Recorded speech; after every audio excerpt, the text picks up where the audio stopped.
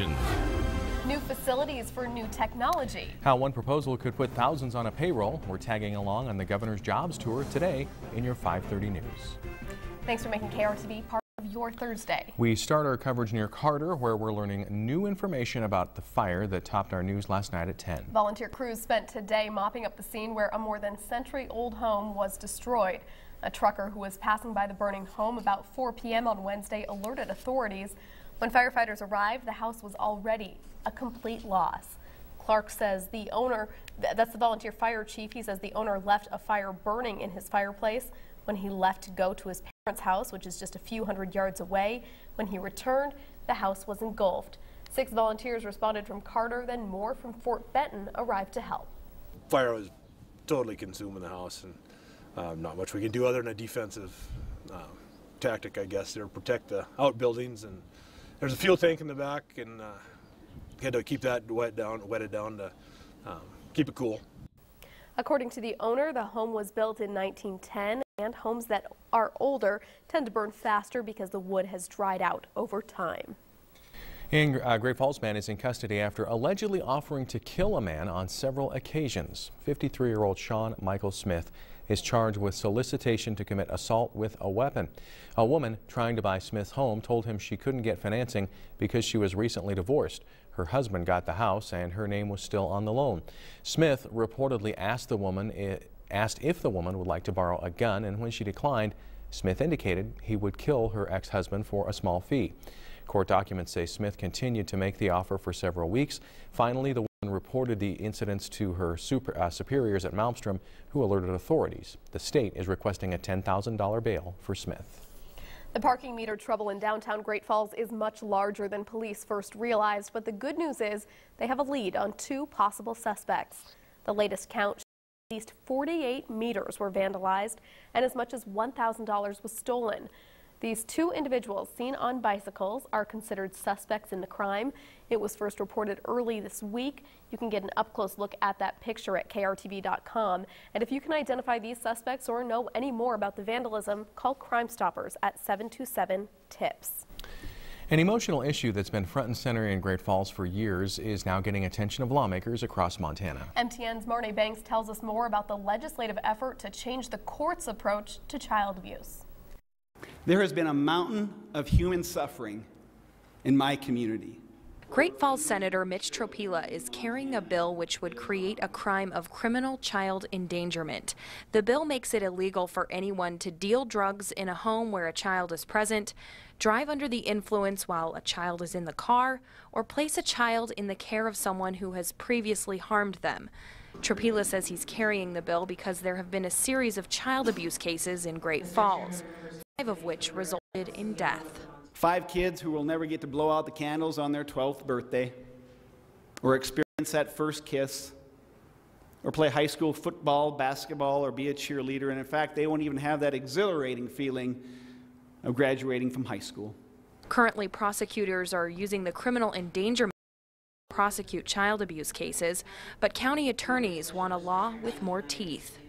I believe we've got the laws on the books to get accountability when it's already too late, when the child has died, when the child is blind, when the kid is permanently developmentally delayed as a result of abusive shaking. I submit to you that what we need now are laws that get accountability and intervention before it becomes fatal. Senate Bill provides for a penalty. Anyone who violates the law could face a $50,000 fine or 10 years in prison. I'm certainly not suggesting that we can eliminate child abuse completely, but if we can proactively stop one child from being abused, one person from hurting a defenseless child, then this bill would be a resounding success. In Helena, Marnie Banks, MTN News. The County Attorneys Association and Attorney General Tim Fox also support this bill. The Senate Judiciary Committee has not yet taken action on it. This is one of 5 child abuse bills this session. Well, as promised, temperatures were much warmer today across north central Montana. Mike, can we expect the same for tomorrow? I think we are on track for a repeat performance for Friday. Temperatures right now starting to cool off just a bit after topping out near 50 degrees this afternoon in Great Falls. It's now 38 at the airport, 37 in Lewistown. Billings is the warm spot at 45. We'll look ahead to a mild Friday and some changes this weekend in Storm Tracker weather. All right, thanks, Mike. We told you earlier this week the state's only fire investigating dog must return to Maine. But now we've learned there is a slight possibility she could eventually make her way back to Montana. Last year, now retired Fire Marshal Doug Benioff was selected as the Yellow Labrador's handler. The pair began bonding in an extensive 4-week training course thanks to a $45,000 grant from State Farm. Since the city did not fulfill its 5-year obligation to the arson dog training program, they must send Yancey back.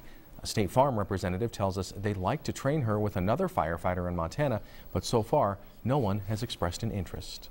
It's an extensive training program, and there has to be a lot of trust built between the handler and the dog. So it's not just Yancey knowing about detection of accelerants, but it's actually the handler. Your handler has to be very experienced and very knowledgeable about how to use the dog. Fire Chief Randy McCamley will leave Sunday to bring Yancey back to the training facility in Maine. City staff say they will be working to bring an arson dog back to Montana and possibly even Yancey, but to do so, it would cost another $45,000. Governor Steve Bullock's jobs bill lays out a plan to create 2,400 jobs in the state of Montana. The bill is an acronym for Jobs and Opportunity by Building Schools, and it could bring state-of-the-art changes to MSU Northern. KRTV's Beth Beachy reports from Havre. I want to go to work for a big company, make a lot of money, eventually open up my own shop. Charlie Mack out of Big Timber originally chose MSU Northern so he could join the rodeo team. But in the process, he chose a major that could be housed in a brand new facility should Governor Steve Bullock's $4.9 million proposal for a new automotive tech center pass in the legislature. Every one of the students we see are going to have good jobs, and most of them are going to stay in Montana. So what we need to do is be investing in our state, in our educational institutions, to make sure that more students can have more jobs, and it serves the whole state. Governor Bullock toured MSU Northern facilities that would benefit from the investment, which is a part of the jobs bill. And for Mack, he says newer state-of-the-art classrooms would only help him hit the ground running once he graduates. The biggest thing is having new technology so we're on top of the game when we come out of here. Some shops you go to aren't going to be brand new, but if you know the new stuff, it's a lot easier to get back to the old stuff. Currently, Max says some of his classes required for graduation are held in classrooms that are too small to fit everyone in. He says that could easily turn a 4-year degree into 5 years of schooling, which reinforces the governor's goal. I'm walking away with, that renewed additional commitment to help the legislature understand how important it is that we invest in our educational facilities like MSU Northern. And Max says he and other students who could benefit from this investment would be all the more prepared for the job market with a new facility. With new facilities, we'd be able to be more productive and learn more. In Havre, Beth Beachy, MTN News. A new building on campus could house everything from diesel mechanics to computer information classes. Recent numbers show Montana's graduation rate is on the rise, and State Superintendent Denise Juneau associates the increase with the Graduation Matters program. Lawmakers, educators, and students gathered in the Capitol Rotunda this afternoon to celebrate the success of the program. One Great Falls student who calls graduation a pathway to a better life shared his story. He says he nearly dropped out during his sophomore year, but then realized getting a diploma is something he couldn't do alone. It wasn't that I couldn't do the work, but to me, school just seemed like a burden being forced upon me. I had worked since I was 15, and that seemed like a more productive source of my time than getting yelled at and harassed to do my homework all the time. Luckily, I had 2 wonderful grandparents who came to my rescue and helped me get my life back on track. Today, Buckley is on his way to graduating high school. He's already been accepted to college for next fall. Well, after a record-breaking fundraiser last year, United Way stepped up its goal significantly. This year, the organization was hoping to raise more than $1 million. KRTV's Jen Fenter is among the first people to hear the fundraising results. She joins us live. Jen? That's right, Tim and Katie. United Way set quite an ambitious fundraising goal this year, topping last year's already record-breaking campaign by 10%. Now I'm here with Tom Moore. Tom, can you kind of tell me, how did we do this year for fundraising? Well, we did great. This is the 4th year in a row that we've had record-breaking campaign, as mentioned, and 3rd year in a row that we've gone over $1 million. We surpassed last year's totals by a narrow margin, so again, it's a record, and it's a real testimony to the giving nature of this community, Jen. It's awesome to be a part of the United Way organization because we really do make a difference in Great Falls for a lot of people. And so the gifts and so forth from our community are going to go to improve people's lives here. It's awesome. Now, we were definitely above and beyond setting this year's fundraising goal. Do you think that helped in the long run to reach this amount? Yeah, I think so. You know, this organization's not afraid to set bold goals and kind of shoot big, and we did that again this year. We put it out there, and we didn't quite hit the number we were looking for, but I think it challenged everybody to work real hard. The volunteers, the division chairs, the people who volunteered on this campaign worked very hard. Staff at United Way is awesome to work for.